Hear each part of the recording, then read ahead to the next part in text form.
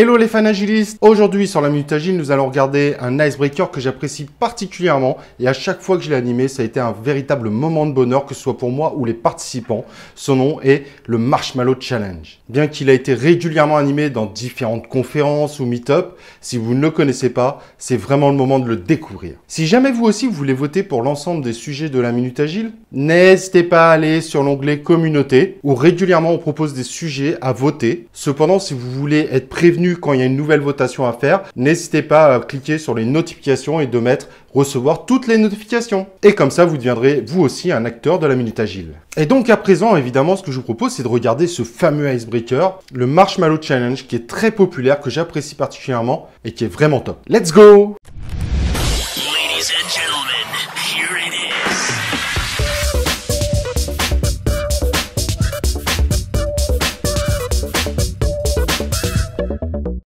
Alors, comme j'expliquais juste avant le jingle, en effet, le Marshmallow Challenge est probablement l'icebreaker le plus populaire du monde de l'agilité. Et on parle même dans ce cadre-là d'un Energizer. Si vous ne savez pas exactement ce qu'est un icebreaker, n'hésitez pas à aller voir notre vidéo sur le sujet. On explique concrètement ce qu'est un icebreaker. On donne plein d'astuces pour bien les animer. Et au passage, comme vous avez vu, c'est le 4e icebreaker qu'on présente sur la Minute Agile. Alors, pourquoi cet icebreaker est populaire? Il y a plusieurs raisons pour ça. Un, il est vraiment super fun.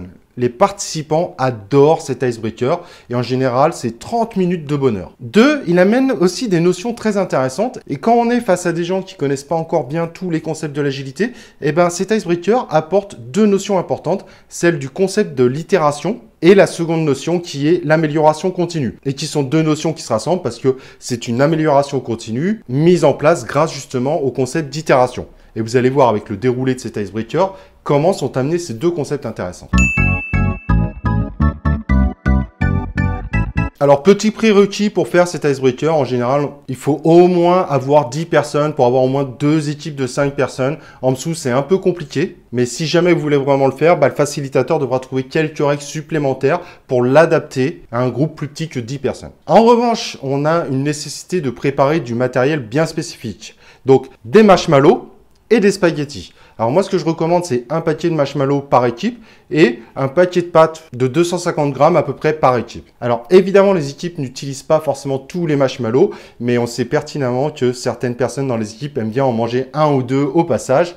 Donc, ça permet de ne pas frustrer les participants en se disant « Ouais, là, on utilise des marshmallows, mais on peut même pas en manger. » Et c'est ça aussi l'intérêt, en effet, quand on fait un icebreaker, c'est que ça soit aussi un petit peu fun et un peu sympa. Alors, par rapport à la version que je propose, il y a aussi une version un petit peu dérivée, où on va donner un marshmallow, des spaghettis, du scotch et du fil aux équipes. Mais vous verrez par rapport aux règles que, en fait, les règles sont assez semblables. Mais il y a aussi ce dérivé qui existe, qui peut être aussi plutôt sympa. Et avant de parler du déroulé du Marshmallow Challenge, n'oubliez pas surtout, prévoyez d'acheter des tissus humides, parce qu'après le Marshmallow Challenge, en général, les tables sont un peu collantes. Et pour nettoyer rapidement les tissus humides, c'est quand même assez pratique.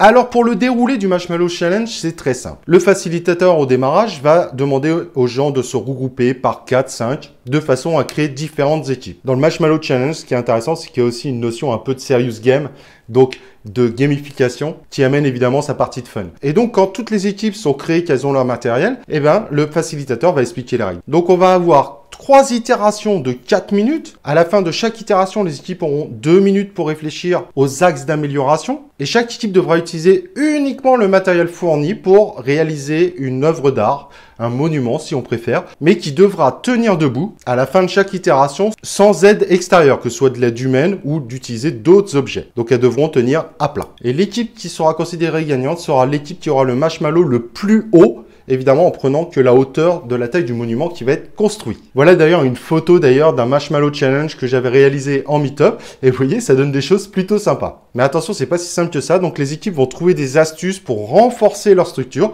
parce que parfois la structure se met à tomber. Et c'est plutôt sympa parce qu'en général, les participants sont très ingénieux et on trouve de véritables architectes au sein des différentes équipes. Et donc quand le temps est écoulé, par exemple à la fin de la première itération, stop, go, on arrête. Chaque équipe doit lâcher impérativement son monument et on va attendre un petit peu pour voir si le monument est stable ou pas. En effet, on ne prendra en considération le monument que quand il ne bougera plus. Et vous verrez que parfois, malheureusement, les monuments s'effondrent parce que c'est pas si simple de créer des monuments avec des spaghettis et des chamallows. Et quand tout est stable, on fait un tour rapide pour présenter les monuments de chaque équipe. Et ensuite, on laisse aux équipes 2 minutes pour réfléchir ensemble à des axes d'amélioration. En revanche, pendant cette période-là, les équipes n'auront absolument pas le droit de toucher à leur monument. Et cette notion d'amélioration continue, qui fait penser d'ailleurs à une rétrospective, est assez intéressante parce que on peut également regarder un peu ce que font les autres pour voir s'il n'y a pas des choses qu'on pourrait récupérer sans pour autant faire du cargo culte, donc sans copier bêtement ce que font les autres, mais en essayant de comprendre justement comment on pourrait améliorer notre monument. Et ça, c'est vraiment une force justement de cet icebreaker. Et ensuite, on fait les 2 itérations de la même façon. Et ensuite, on fait les 2 itérations de la même façon. Et à la fin des 3 itérations, on détermine l'équipe qui a gagné. Et pour continuer dans le fun, l'équipe qui a gagné, par exemple, vous pouvez leur offrir une petite boîte de Lego ou un gros paquet de marshmallows à se partager, etc., etc.